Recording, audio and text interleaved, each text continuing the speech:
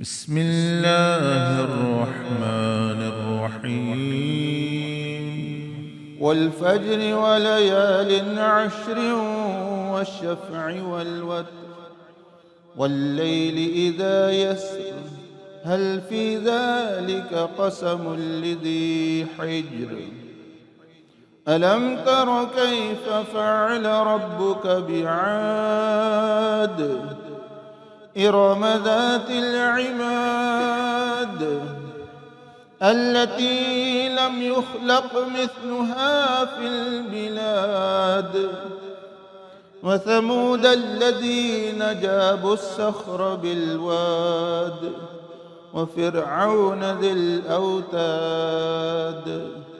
الذين طغوا في البلاد فأكثروا فيها الفساد فصب عليهم ربك سوط عذاب إن ربك لبالمرصاد فأما الإنسان إذا ما ابتلاه ربه فكرمه ونعمه فيقول ربي أكرمن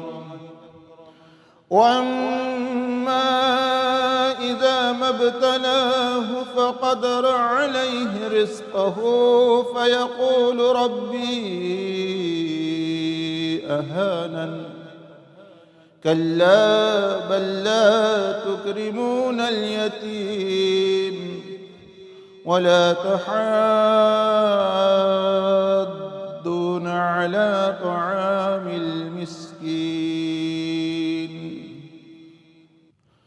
وتأكلون التراث أكلا لما وتحبون المال حبا جما كلا إذا دكت الأرض دكا دكا وجاء ربك والملك صفا صفا وجيء يومئذ بجهنم يومئذ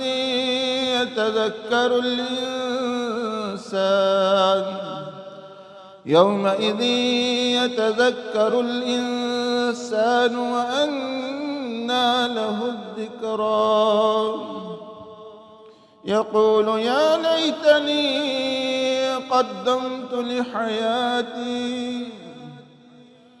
فيومئذ لا يعذب عذابه أحد ولا يوثق وثاقه أحد يا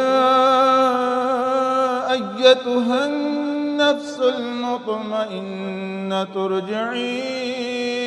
إلى ربك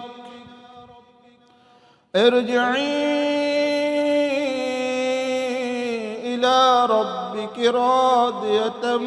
مرضية فادخلي في عبادي وادخلي جنتي.